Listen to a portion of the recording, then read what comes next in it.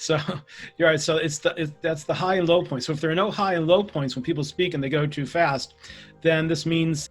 Hello everybody, it is Mohamed and today on Mohamed and Steve Talks. So today on Mohamed and Steve Talks, we're obviously going to be talking with Mr. Steve.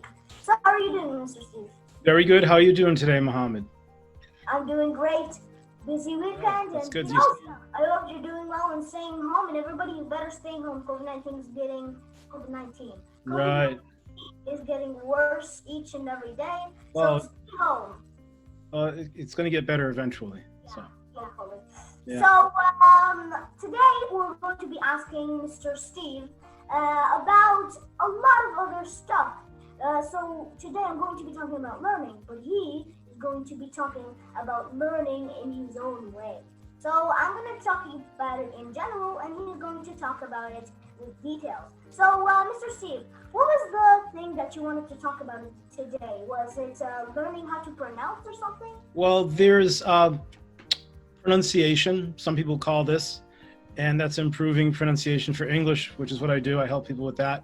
And then some people call it accent reduction, which is very similar to pronunciation. So some people want, when they come here, they want to sound as, some people, not a lot, but a few want to sound as American as they can when they speak English. That's not really easy all the time. But the thing that makes people sound foreign most of the time, pronunciation errors, essentially. So what's the difference between pronunciation improvement and accent reduction? Well, the thing is, if we're talking about pronunciation improvement, that means that people usually have a hard time being understood, and sometimes people ask them what they said, or they're just not speaking as effectively as they can. That is usually easier to work with and find improvement in than, let's say, accent reduction. So if someone's not easily understood, we first work on intonation, and there's a practice method for that, and I show people the practice method, and they have to really practice at least a few times a week, or at least gain a good idea of what they have to do to change their pattern, to change their habit. So generally speaking, so that's mostly what in pronunciation improvement will focus on if someone's having a hard time being understood. It's that, and it's linking sounds together so that your speech sounds smooth. So if your speech goes by too fast and there's no intonation, which by the way, intonation is the high and low points of how we speak. Yeah, we said that in the last session, so you better watch that one. Right. So you're right. So that's the high and low points. So if there are no high and low points when people speak and they go too fast, then this means there's a pretty good chance that once in a while someone's not going to understand what they say. So that's everything's challenging. It's not always easy, but that's easier to improve on than, let's say, someone who is interested in accent reduction, which is pronunciation improvement as well, but it also means someone wants to sound as American as possible now that they've been living here for some time, or they know they're going to stay here for a long time or forever.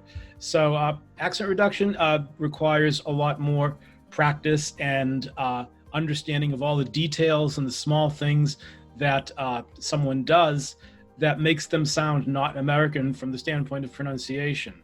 So my advice to anybody who is pursuing accent reduction, or they're looking for it, they want to sound as American as possible, is to think about the time commitment that's involved. Someone like me, or who knows, maybe other people can show you exactly what you need to do and what to practice, and they can listen to you and tell you what they hear and point things out and give you practice materials, but you really got to devote some time to it. And it's about changing habits, going from doing something one way to doing it a different way. And as far as pronunciation goes, that takes practice too, but it's not as difficult to accomplish as someone who wants to sound as American as possible, because everybody can be easily understood. And that's if they just make some corrections in their intonation and adjust what they do. And so that's it for pronunciation and accent reduction. And so that's it's learning something new. And so people have to learn how to make sound in a different way, and it takes practice. So speaking of learning, I know you want to talk about learning today. So can you tell me a little bit about learning and what you think about that. What's on your mind about that? So first of all, I have a little question. You said that they had to change their voice. Does that mean they have to change it literally or just change the tone? Change the tone. So I'll try to give an example. Uh, Let me think for a moment here. If I say just what my name is and where I live, I could say this. Hi, my name's Steve, and I'm from the Boston area of Massachusetts in the United States. So there's a lot of high and low there. Hi, my name's Steve. It sounds like dump, ba-dum, bum, bum. I live in the Boston area. Ba-dum, ba-dum, bum, bum, bum, bum, bum. You hear those high and lows there. Okay, some people don't have that as much, right? They just talk. Right. Well, right. Well, everybody has some intonation a little bit, but sometimes it's not enough or it sounds too flat.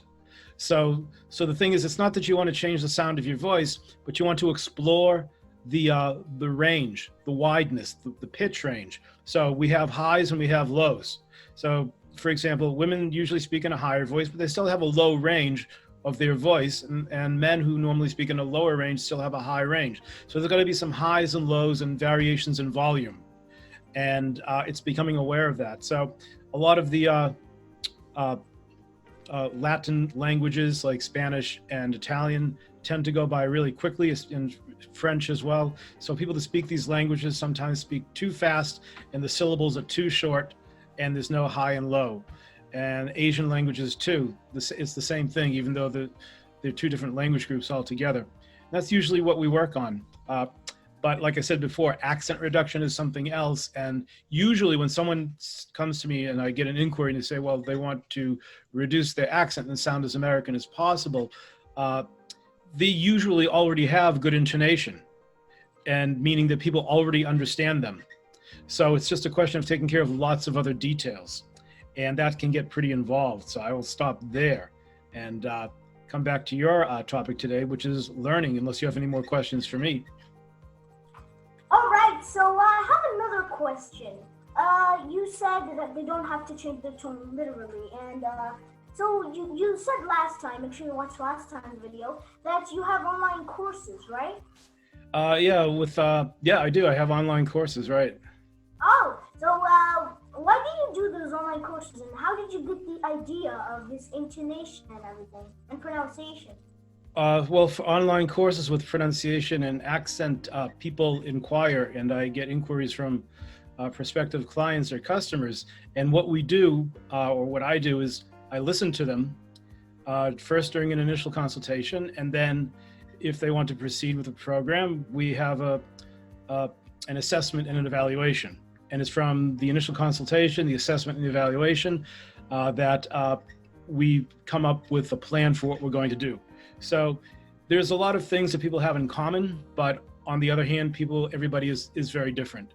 So it depends on what that person's requirements are, what they want to accomplish.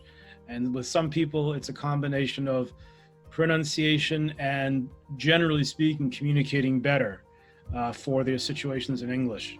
So that's how we come up with things. I have a lot of materials, and I choose from the materials, and we make what I'll call a game plan, and we go from there. Oh, well, that's nice.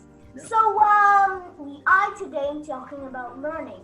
So you said that what I think about learning. Well, right. One thing for me is that when you learn something, that is kind of like not getting educated. Learning is something that you adopt on your own. So when you want to learn something, you actually learn it. You don't get educated to learn it. Because education is in school, and school educates the kids. It doesn't teaches them, but it's not learning, it's educating. The kid learns on his own, because the kid has got his own mind, he thinks his own way, and he adapts his own way. What I mean by that is, when you look at a picture, everybody has a different point of view when they look at it. They don't all look at a lion and say, wow, that guy is big. No, they all focus on something with more details. Like when I look at a lion, I focus on the fact that his history is great and it lives for a long time and all that kind of stuff.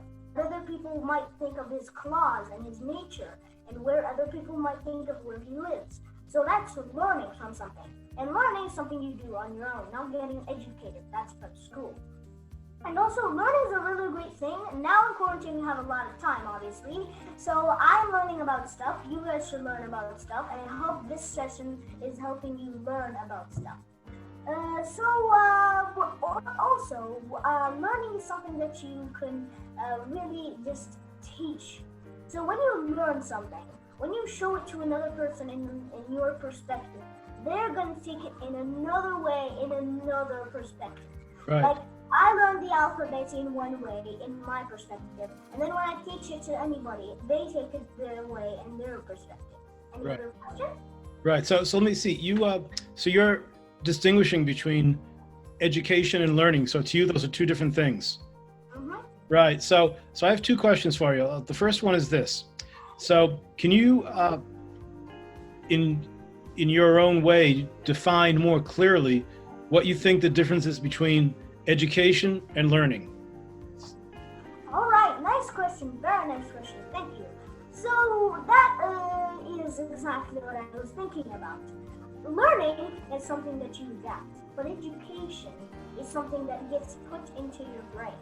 I don't mean by steroids or something like that. That's something else, weird and bad, and we don't talk about that. What I mean by that is the fact that schools don't teach you, they educate you. People call it teaching, I call it educating.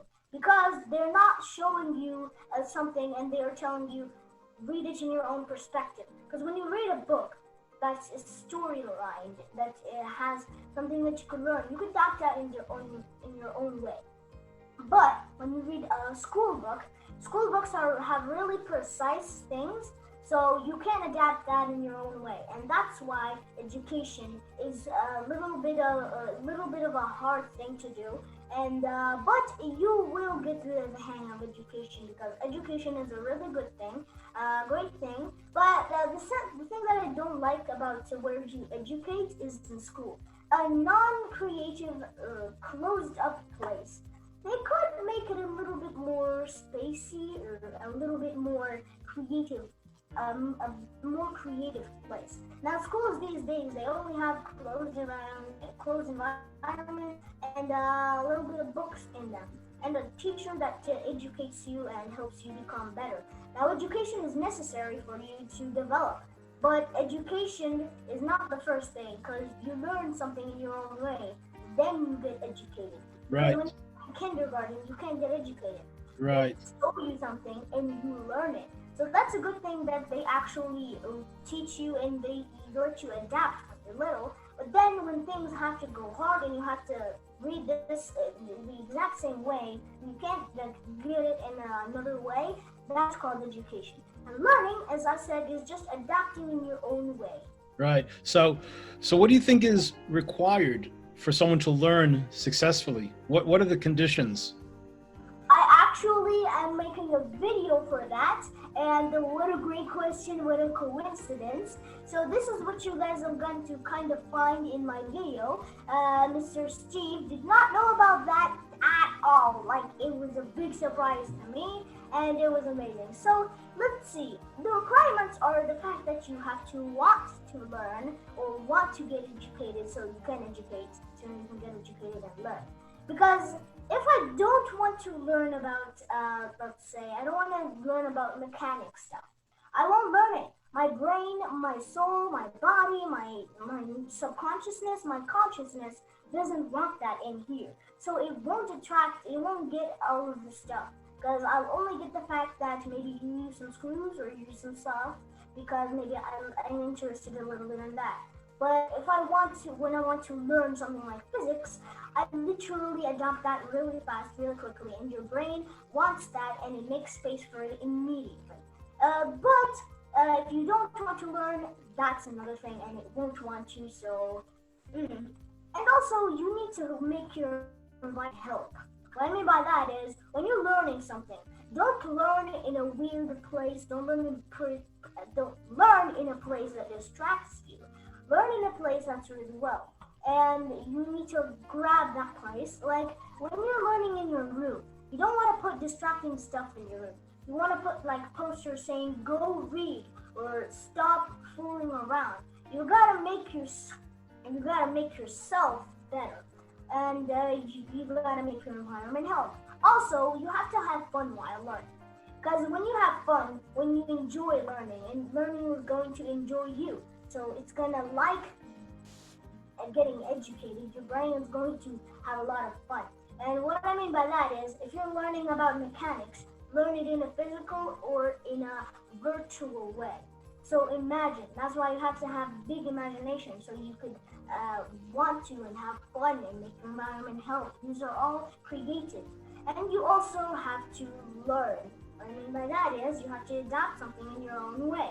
And also, what are the other rules? You should always listen to podcasts before you go to sleep and listen to audiobooks. So this stuff, and maybe I think a little bit more is going to be in a video. And hopefully we'll meet Mr. Steve again. So anything else, Mr. Steve? No, I think that covers everything for today. It's been good talking to you again, Mohamed. Thanks. Thanks. Yeah. This is amazing. I mean, this is a great person. He's an amazing professor in pronunciation and everything. I met him. The first time we met, he thought that I wasn't Algerian. He thought that I spoke in a great way. And then when I proved it to him, we had a Zoom meeting, so he could just meet me and we could get know about our own culture. You see, guys, you gotta take your chances. You see what I mean? Right. So that was amazing, and it's awesome. I'll tell him what his Instagram is, and I'll let the link in the comments below and description below. And I hope you guys go follow him. So that's all I have to say. Yeah. And for me, just want to thank you for your invitation to speak with you online here. It's a lot of fun, and we'll see what we might come up with some other time. Yeah. Okay. Bye. See you later. Bye-bye.